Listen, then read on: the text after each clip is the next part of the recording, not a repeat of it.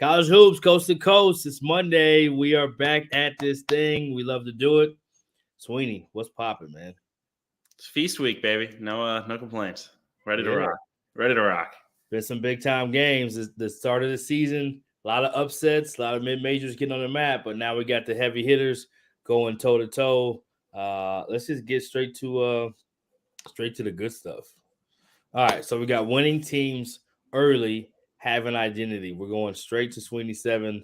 No time being wasted. Ready, set, go. Look, we talk about this all the time, but like the difference in the talent level between teams I'm watching get hammered and teams I'm watching get huge wins is not huge. Like I'm watching like the talent level difference between in the Myrtle Beach Invitational between UMass who won the thing and Loyola Chicago who came in eighth, last place, almost nothing. Like I would honestly argue that like Loyola might be a little more talented. They're probably pretty on the same plane. But like one team kind of knew who they were that weekend. One team, I mean, Champions Classic, same thing. Kentucky versus Michigan State. Kentucky's more talented. Like I watched warm ups. I'm like, how is Michigan State going to win this game? They're smaller at every spot. They're less athletic. They're like they don't have a one and done. They don't. Michigan State doesn't have an NBA less player. experience too. Right. It's like how are they going to win this game? But again, the teams that won these early season events, whether they be big tournaments, big games, what have you, they're the team that like understands who they are, right? And Michigan State, more than anything, understands who they are right now. They're tough, they're physical, they're going to defend. Like they're unselfish with one another. Like those dudes are bought in, and that works right now. Now in February, you would hope that every team's kind of got their identity, their understanding of who they are. And maybe that's when Kentucky overtakes. Maybe that's when Loyola Chicago is finding its way in the Atlantic 10 and not, getting, beat up in the Myrtle Beach Invitational compared to like UMass who's running through it, right? Right. These things take time. You know this more than anyone. You've coached teams full of new guys. You coach teams that are running it back. And even in those cases, sometimes it just takes time to build that chemistry and understand who you are. But I just have felt like whenever I watch a game, like the clearest through line I'm seeing through games, like, all right, this team knows what they are and what they aren't. This team's roles are completely undefined. This team doesn't know. This team doesn't know how to execute late in games because this team doesn't know who's the guy who's supposed to be executing late in games. And I think especially in the portal age, I think the ability to get your team to a point where you know who you are early is one of the most important skills a coach can have. Yeah, going back to JUCO, I think those that have coached in JUCO, you understand that because you have so much turnover. Yeah, I think there's definitely November is the identity month. I think if you identify like each month, like what happens, November is all about trying to find your identity. New players. Sometimes you have a similar team to last year, but just a couple of wrinkles. You're trying to fit those guys in. In December, you're trying to clean up your details. So that's what you'll see next month. Those are starting to get their identity. They'll start cleaning up the details and start figuring out, okay, this is who we are. How can we elevate that? But yeah, I think the cool thing about the whole thing is, man, the transfer portal, whether it's guys going up, and it used to just be that when it was grad transfers, you would lose a guy and you couldn't replace him, right? You lose a talent, you can't get that talent back. Whereas now you can get an equal level talent. They may not have as proven of a resume, but you can get an equal level talent. And I think that's the best part about this time of year and this part of college basketball is that every roster has zero excuse to be talented enough to win games because there's so many options now with high school, junior college portal to be able to get players. So I think that's kind of the starting point. That's kind of what you're seeing. I think those teams, Kentucky's one of those teams that as much as they had coming back, a lot of their major pieces are new. So you see a lot of highs and lows. You see them play really well in one game and the next game, I mean, they just played last night, did not play as well as they had prior. So they're still kind of finding their way, finding their niche. Xavier Wheeler started a point. Now he's not. You got all these freshmen. So anyway, it's part of college basketball. You got to love it. And it's also why after 2 weeks, you shouldn't be writing off teams that are playing badly or anointing teams that are playing great because things tend to find their level. Things tend to work themselves out, especially, again, with great coaches, right?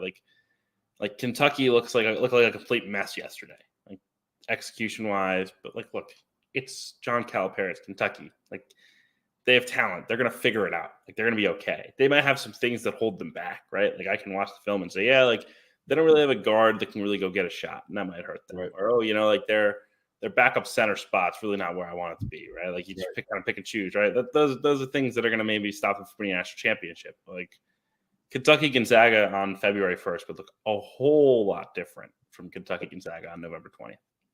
Yeah, we never got to see that matchup with Baylor and Gonzaga the year when COVID canceled it, and they ended up playing in the national championship, but they were supposed to play early in that year.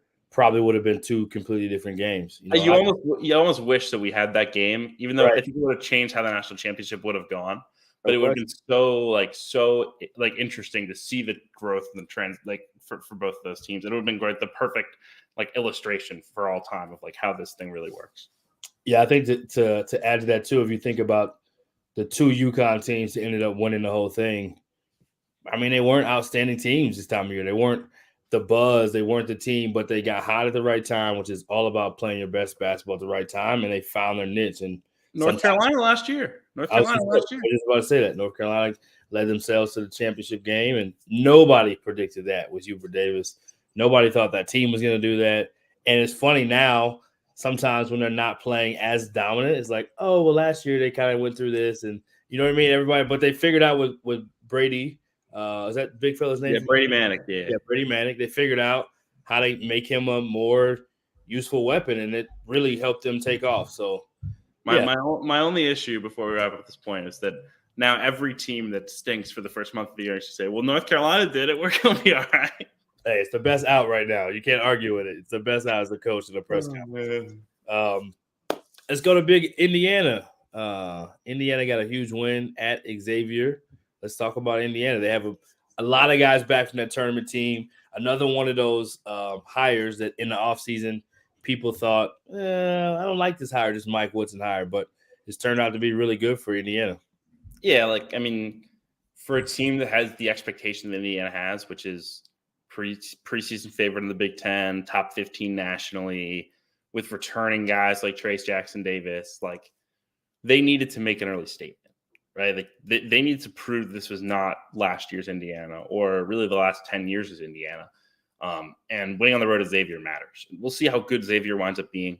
They have a new coach in Sean Miller. I think it's going to take them some time, but I thought they really battled, and that was as tough an environment to play in as there's been all season long. And Indiana rolled with the punches, got kind of hit in the mouth late in the first half, battled back. Xavier came in waves down the stretch. Indiana, again, battled back. And so, again, is this team a national title contender? I would be skeptical on that front, but that's a huge win. And a huge win for the Big Ten. I mean, the Big Ten has had a really, really strong, I think, first couple weeks of the season. But winning a game like that on the road against a potential other league's conference title contender in Xavier is, again, absolutely massive and a great step for this team towards living up to the expectations, because I think there were a lot of questions. What do you love about this team so far? I know it's early, and I know people are projecting this and that with this team. What do you love about them so far? I mean, I love the fact that they have two freshmen who I think are still scratching the surface and are able to be brought along slowly. Right? In so many cases, when you have two kids like Malik Renew and Jalen Hood-Schifino, those guys would be starters, the lead guard and the lead big. And Renew is coming off the bench. He's a huge weapon. I mean, he's one of the best, I think, freshmen in his class, and is probably going to be a 2 or 3 and done guy because he's not a great shooter. He's like Trace Jackson Davis in that regard.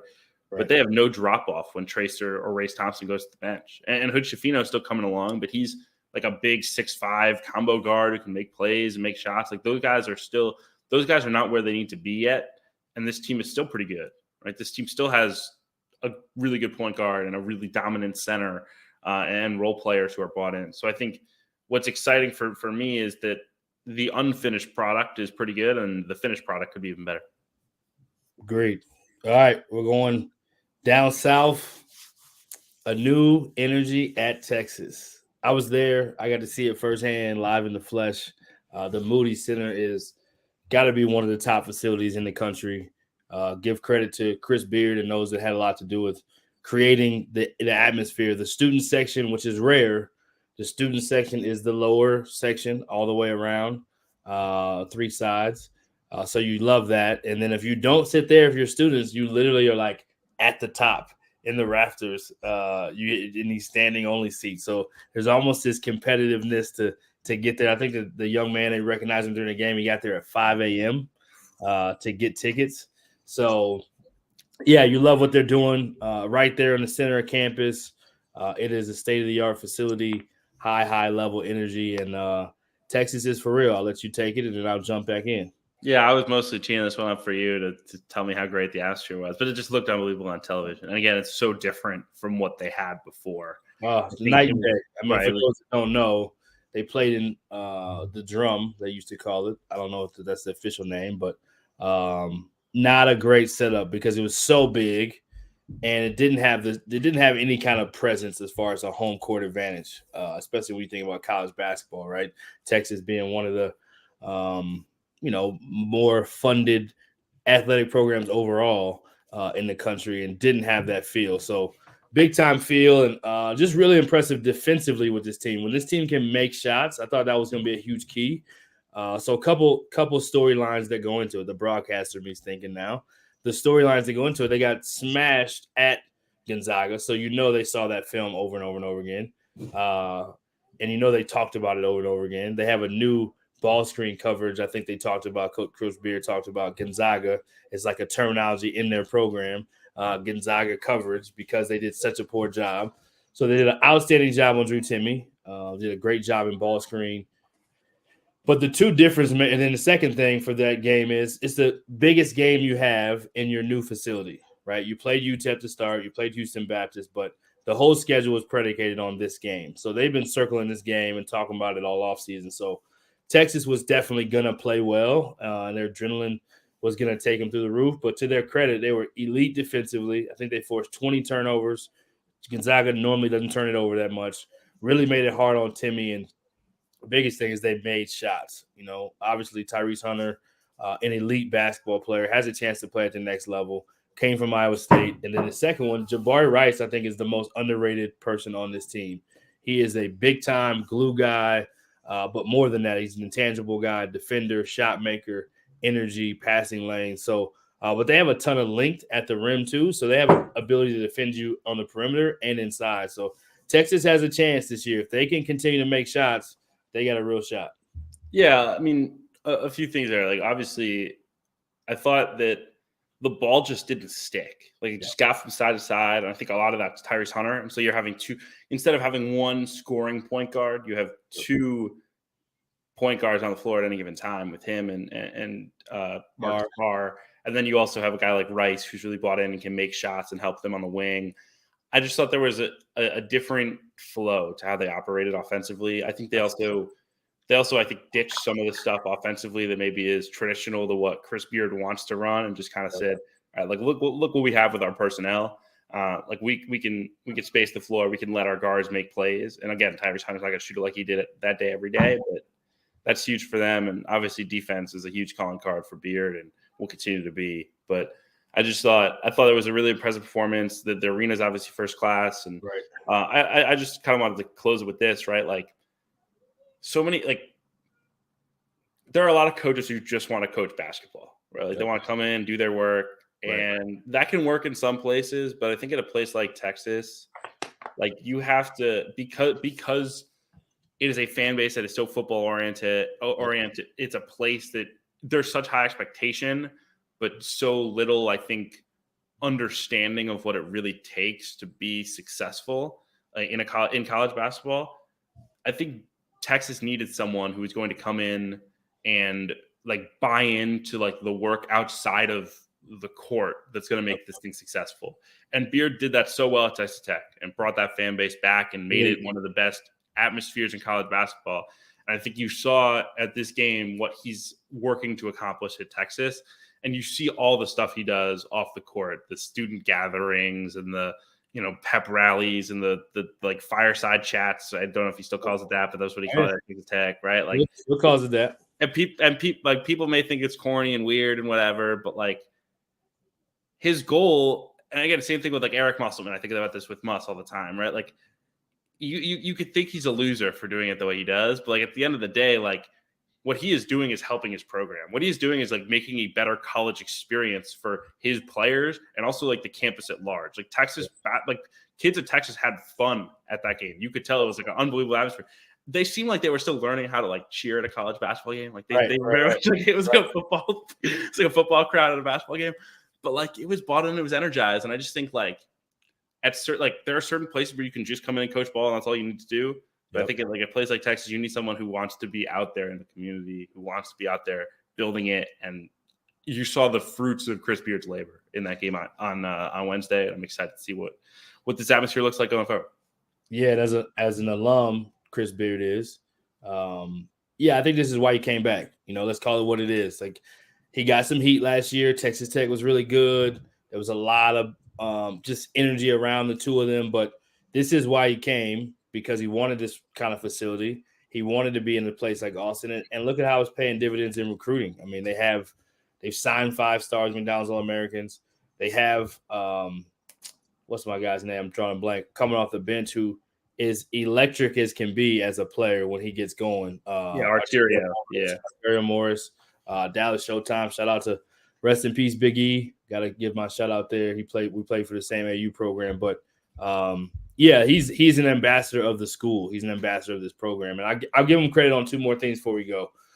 He did hire 2 guys that were a part of it with Rick Barnes and Rodney Terry, who was his associate coach, and Chris Ogden, former head coaches, got them to leave head coaching positions to be able to help them build this. And I think you got to give credit to those guys and what they bring to the culture as well. And then you just got to give credit to a dude that makes a move like that a lot of people – were criticizing last year. And I don't know if you're going to be able to criticize what they're doing again because now you can start to see it. And I don't think they look back because recruits are going to want to play in that environment. You know what I mean? Now you're going to be able to get these kind of recruits that you want to be able to get year in and year out. All right, going on to UMass. Wins the Myrtle Beach Invitational. The coach, he's not very known at all. He's never taken the team to a Final Four or anything. Who is this guy? Yeah, shout out Frank Martin. I mean, unbelievable weekend for them. I thought, they took a lump early on at home against Towson. Really good Towson team. Yep. But just didn't look very good in that game. They were sloppy. I think Frank was still kind of figuring out the lineups that made sense. They have so many new faces.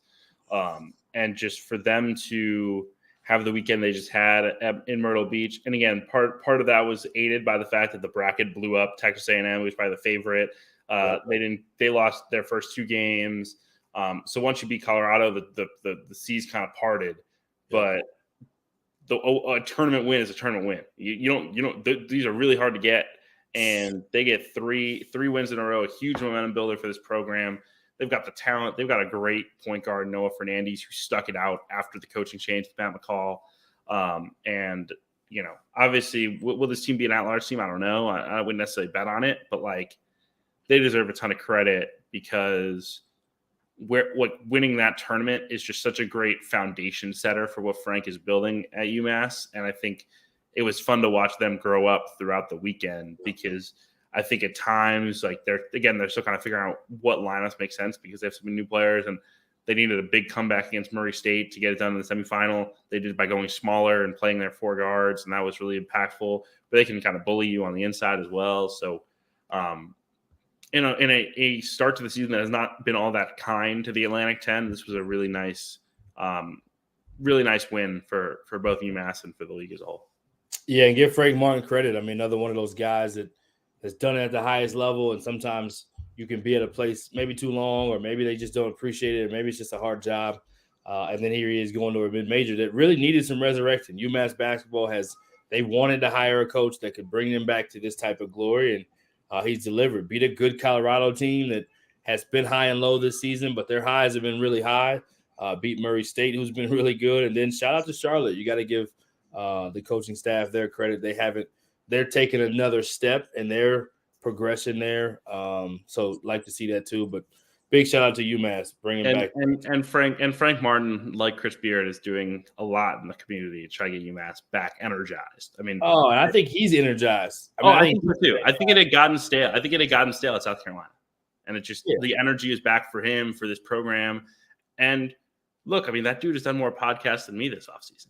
And the guy's on every show. I don't know if that's possible. He's trying to pump the Minutemen. So I respect it. I respect the energy, and it's been fun to watch. So shout out to Frank and shout out to UMass. No doubt about it. All right, let's go. St. Mary's, a 5-0 start. It looks a little different in the WCC this year. Gonzaga's good, still very, very, very, very good. They proved that last night. But St. Mary's, could they be the new team for this year to win? They are really good. With a comeback from last year's team. Like, this team lost their point guard, Kuzi, and their center in Matthias Toss, but they brought a lot back. Yep. And they like the schedule that they have played.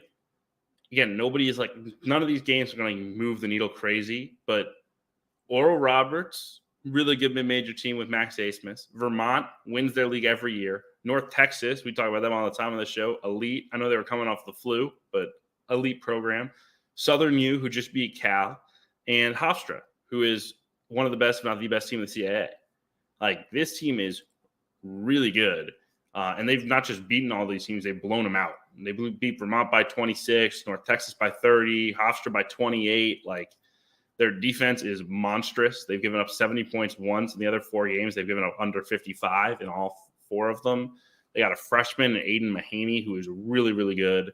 Has really impacted things for them, and they just guard you, man. Like, I don't know that this is the year that, like, I don't think they're beating Gonzaga for the WCC title, but like, it wouldn't shock me if they wind up 14-2, 15-1. Like, I think they could be that good in this league. I'll circle a game on the calendar for you before we wrap this team up. December 3rd, Saturday, college football championship weekend, but it's college basketball too, in Fort Worth against Houston. Talk about a battle. Talk about a well-coached ball game.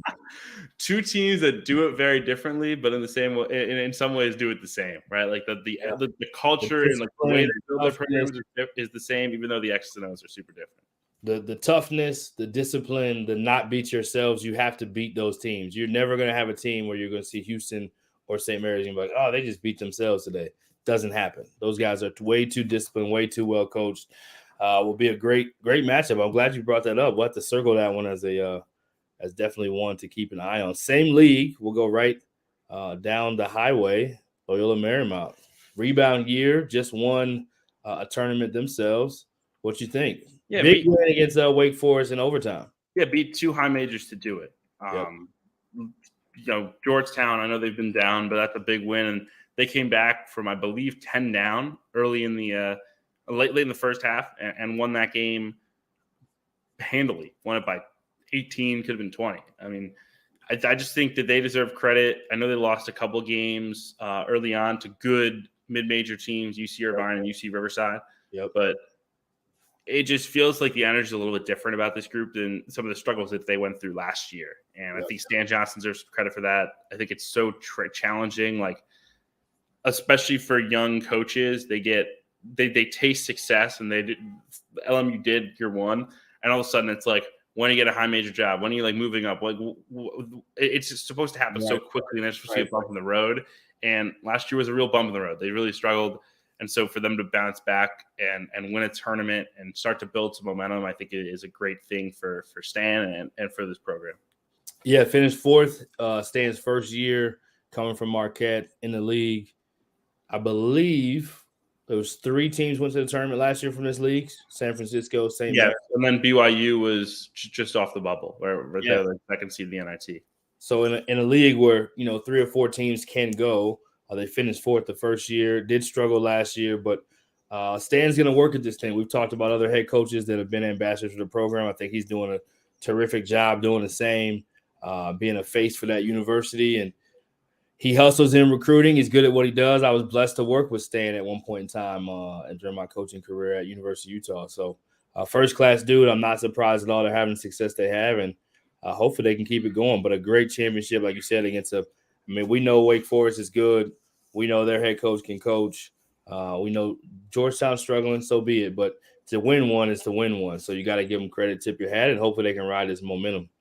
Closing out the Sweeney 7. This one could take like a whole show on itself, but we'll just let you dive into it. Feast week is here, not only for Thanksgiving and the turkey for our bellies, but also, man, they got some high-level games going on. Let's talk about it. Yeah, I know everybody's like, there's college football this weekend. It's the World Cup. You got NFL. But come on now. Maui Invitational, Battle for Atlantis, PK 85, Orlando tournament, some high level games coming up. I mean, we could get Duke Gonzaga, we could get like UConn, North Carolina. Maui Invitational final could be like Arizona versus Arkansas, which would be just like a monster game. I'm excited, incredibly excited to see college basketball back in Maui. I know it's been a couple of years because of COVID. They couldn't do it last year, even though obviously things are much more back to normal. So look, like unbelievably excited to just see that like court back in action, that energy and that tight gym. Right. So I mean, it's gonna be a great week. We're gonna learn a lot about teams. We're gonna try not to overreact, but inevitably we will. But it's just a great weekend to sit back, watch ball, take some stuff in, learn about teams, and man, I just gotta say, I'm excited to go to Portland. I'm excited to go to PK 85, but I would not hate being on a beach in Maui right now. Just put it out there. So PK 85, you're going to be there. Are you going to be able to like have 6 different screens set up? Like, how are you doing this thing, man? You're not just doing notifications. What do we got going here? I mean, I'll be following everything. I will say this: I get this question a lot from people like, "Do you just watch 8 games all the time?" And I'm like, especially in November, I try to like only watch 1 or 2 games at a time because otherwise I'm not learning anything. Right? Like the scores are not the only thing I need to know at this point. Like in March, yes, I just need to know who's winning. But right now, I need to know who's good, who's struggling with what is like working, what's not working. So I will try my best while I'm at PK 85 to just be like watching the game in front of me and like maybe have 1 game on my laptop. But yeah, no promises. Good luck with that. All right, so PK 85, you'll be there. Yes, Talk sir. a little bit about PK 85 real quick before we kind of get to our awards and close out the show. It's 2 tournaments. I mean, it's 16 teams, 2 tournaments.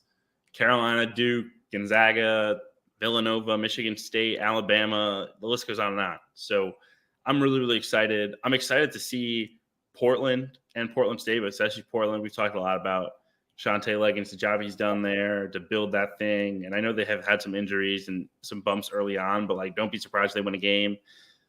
Florida with Todd Golden, this is like their real big first test. Yep. Xavier with Sean Miller. I know they had a big game, but this is one of their big first tests. So I'm just unbelievably excited to see some of the matchups, and it's a great way to kick off the season. It's a great kind of round out to Feast Week. It's already a great slate with things like Maui and Battle for Atlantis, but to have those 2 high-level tournaments and then add this to the table for the weekend is just it's special. I'm excited to be out there, and I know like it's going to be kind of the center of the universe. I mean, a ton of NBA scouts, a ton of college basketball people. So it's going to be fun. It's going to be like a mini Final Four out in Portland. Yeah, it will be. Except there'll be way more games. Hopefully less partying for Kevin, but we'll see. I wouldn't bank on that. Let's go straight to our awards. Let's go HBCU Player of the Week. PV had a big week. We have one of their players, Will Douglas, Player of the Week. Yeah, huge week for Prairie View, and I mean, the SWAC has continued to show out. We talked about it last week, and now Prairie View's now 3-1. Obviously, part of that is that they have played 2-on-1s, but they also pretty much hammered Washington State, jumped on them in the first 10 minutes and never really let Washington State recover. And Will Douglas, a senior for them, who started his career at SMU, was kind of right on the fringes of the rotation, has now got an opportunity at Prairie View and has been really good, and had 26 in the win against Washington State, also 7 rebounds and 3 assists. And then they played a really tough road game at UT Martin, who is a tremendous coach in Ryan Ritter. He had 22, 6 rebounds, 6 assists, and 6 steals. They lost by 1. So he's a stud. He's going to have a really good year. I'm really excited to see what he does the rest of the year, but certainly deserving of some early love. Yeah, and then Team of the Week, we had a toss-up. Could have went either way. Alcorn is our Team of the Week for HBCU, but Southern, I'm sure they'll be back, but they had a big-time win, I believe, at At Cal. Cal. Yeah, at Cal. They beat Cal, which unfortunately right now a lot of people are calling Cal to schedule more games because of how their season's going. But it goes like that sometimes. But shout out to Alcorn State. They beat Wichita State earlier in the week. Had a big week. We'll let Kevin break it down for us. Yeah, they probably had a case for it last week when they beat Wichita, and then they go on the road and they beat Stephen F. Austin. Right. A really good program. A really hard place to win. Not an easy trip. Like, give them so this is kind of like a 2-week award for Alcorn, and they've had a great start to the year. Those are 2 wins. Again, like you're not getting an at-large bid in the SWAC, but like when you win games like that helps you get out of the playing game. That helps you maybe get a 15 seed, right? And we've seen what happens when you can get those. So 2 great wins, 2 great road wins at tough places to play. They've got a really nice team, a really balanced team. Like they got 24 bench points against Stephen F. Austin in that win. So our friend Joe Golding's got them coming to town on Tuesday, and that might not be easy. So that's gonna be a grind. 2 teams that love to get down and guard, but man, whew.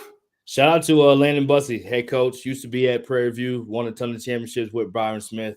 Got hired in the same league. First year was a little bit challenging, laying the foundation. Second year, they won the league last year, and here they are riding that same momentum. For those that don't know, HBCU coaches can coach, and these teams can play. So I know they want to be considered in mid-major basketball, which they are, but they are unique in the fact they are HBCU, so we got to give them their own love. All right, mid-major player of the week. What we got? Our player of the week is Jacoby Wood from Murray State. They had a great week. Steve Prohm has just done a really nice job getting things going there. Welcome back, Steve. Yes, sir. I mean, just a great fit. I got to work with him a little bit with Field 68 last year. Just a first-class human being in every way, and excited to have him back at a place that matters to him. And they got 2 great wins this week against A&M and then against Tulsa, and lost a heartbreaker on a kind of a heave by Noah Fernandez for the win. Otherwise, this team would probably be the champions of this Myrtle Beach Invitational. But their point guard, Jacoby Wood, who transferred in from Belmont, across a former rival, was awesome this weekend. I just wanted to show him some love. 23 in their opener against A&M. It was a huge reason why they won that game. Was super efficient. Then against UMass, really solid again, 24 points. And then against Tulsa, nearly a triple-double. 12 points, 11 assists, 8 rebounds. So great weekend for Jacoby Wood. This team is completely new faces, and for Prohm to have them in the position they're in right now is big time. And also, again, we love to shout out the free throw shooting. Jacoby Wood this weekend at this tournament was 25 for 26 at the free throw line. So love it. I got a chance to watch him play a little bit, and he's definitely a hooper. And this Murray State team, as much as they lost to the tournament and LSU and all that transfer, he's done an outstanding job, him and his staff, putting together a team that expects to win, and they're doing it again early. It's not going to be a rebuild by any means. The next mid-major team of the week, place I got a little bit familiar with last year, got to do a MTE at College of Charleston, and College of Charleston is our mid-major team of the week with a high-level start to the season,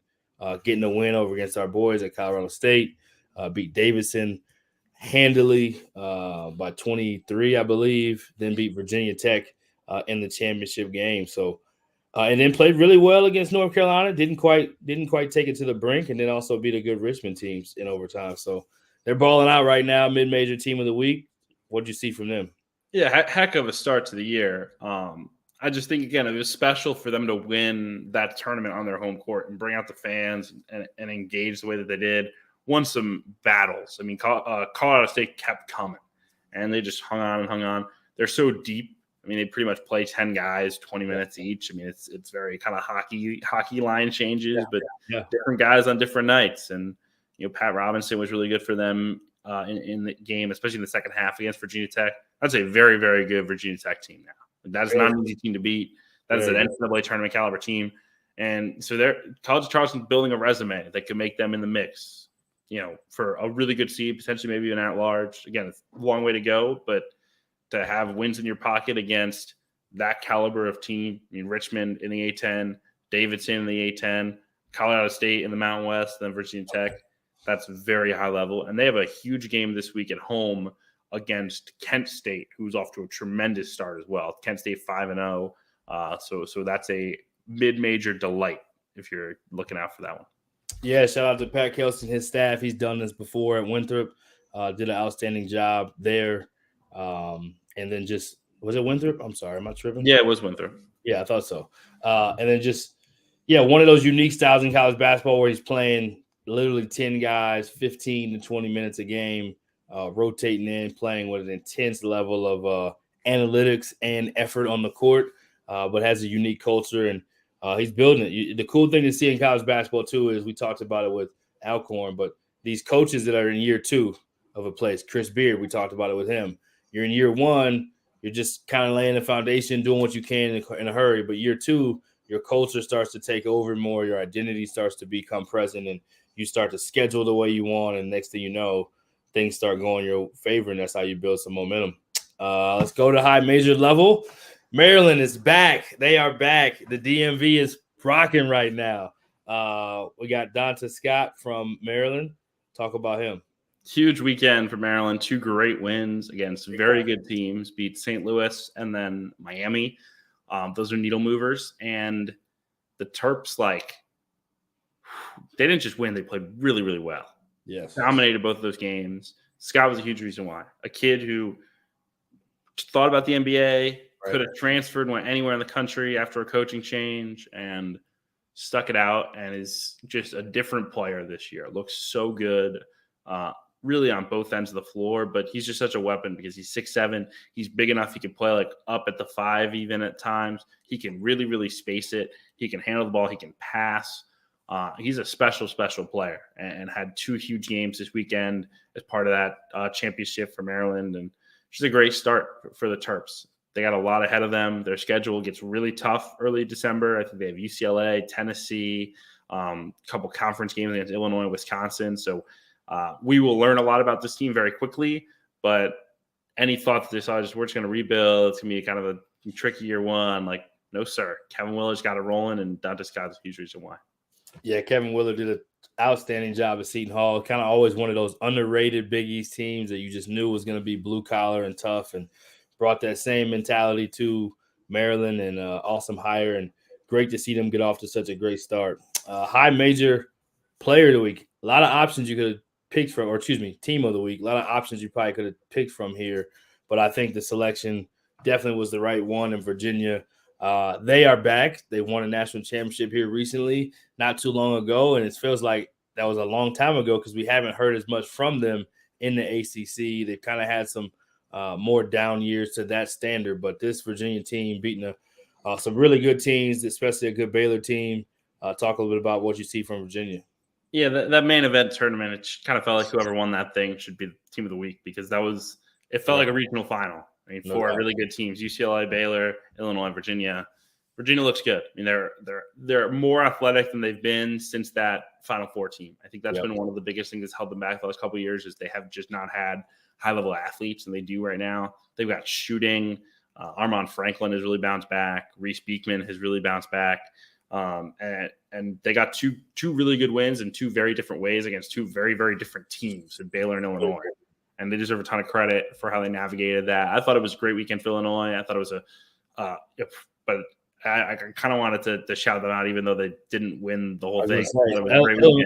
Illinois should deserve a little quick shout out just because they played so well. But Virginia, man, they're back. They're going to be tough. They're going to be in that top 15-ish nationally again and compete for the ACC crown. So I think it's taken them, I think, some time. And I think we forget that they were very good the COVID year, where they got COVID right before the NCAA tournament and then drew Ohio in the first round and lost to a team that had an NBA draft pick in Jason Preston, a guy who's now on Virginia, and Bennett Vanderplas, who was a starter for that team. So that was a very good Ohio team. And I think people forget that Virginia team was very good and back in that kind of conference title conversation. Right. But it does feel like it's been a while. And so it's good to have them back among the elite. Well, they've just set a bar that's so high, like you said, of the elite. You know what I mean? So they've still been good, but they haven't been elite. Now they haven't had Malcolm Brogdon. They haven't had, Parentes and Kyle Guy. Like They were so good for so long, and it was just like, when are they going to win the tournament? When are they going to win the tournament? When are they going to win the tournament? And then they did, and it was like, oops, we don't have any players anymore. Hey, but if you're going to ever not have players, it's after you win a national championship. We'll take that for a little bit. Yes. Good to have them back, like you said, amongst the elite. We don't have any news, I don't think, but I will ask, Kevin, what is your favorite Thanksgiving tradition? What you got for us, Kevin? It's crazy. So I said this to a couple people the other day. I haven't been home in Albany, like at my parents' house for Thanksgiving since 2016. Wow. You're like So a college athlete right now.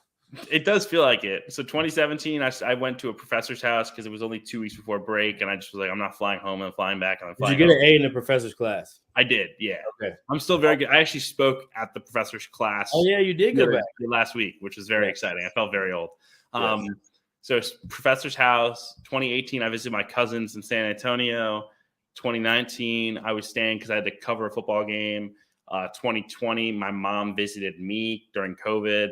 2021, I was in Vegas for a tournament, and this year I'm going to Portland. So I guess I don't have great traditions other than like eat as much food as possible and then pass out on the couch. So nothing great. I wouldn't like. What about so when you're on the road? Let's say this, because you're in college basketball now. You're stuck. Yeah, There's no going back. So what is the meal that you're having? Are you going Panda Express, just a regular, just daily meal? Or are you going like Boston Market and trying to like live it up a little bit more? Or are you going like Ruth Chris? What are we doing for Thanksgiving? Yeah. So I mean, literally, I'll eat whatever the media meal is in Portland. Whatever. I've been told that at PK 80 that the media meal was like turkey. Like they chefed up a little Thanksgiving piece for us. So I will not be eating from the concession stand. I will eat whatever they give us. Hopefully, it's like real. Shout out to Phil Knight. So what about? I guess there's no post. I guess it's just all day in the gym. So there's really no other true option. I think my flight lands at 11. The games like start at like 11. So we're just gonna get off the plane, go watch games until I go to bed. Maybe get like McDonald's at like 11 at night on the way home. I love it. Life of Kevin Sweeney. Come on. So we actually get to go home this year since we're doing. That's beautiful. Love that. Broadcasting in Texas. We live in Colorado, but we doing some broadcasting in Texas, which has been cool. Got my first SMU game, which was really dope. I got to be a part of my former player, Coach Von Rosenberg at Commerce, his first win at Air Force, his first Division I win. Got to do that one on the radio. Kind of random how it came about, but they asked me to do it. I said, yeah. And then their people couldn't travel. And then I got to see my brother get his first win as a Division I program. So I'm getting to do 3 games over the break and we're driving. We got a Wyoming game tomorrow, hopping in the car tomorrow night. And then we're going to be there driving 16 hours. So it'll be good to be. I think we're having it at my brother's house, but it'll be dad, mom, stepdad. My brother's coming in town, so it'll be a nice time. I don't think we've all been together. I don't think since I was like a kid growing up. So it'll be fun. I love it. All right, closing the show. We got nothing else. Been real. See you guys next week. Safe travels. Eat some turkey or whatever you eat, and say some thanks. We out.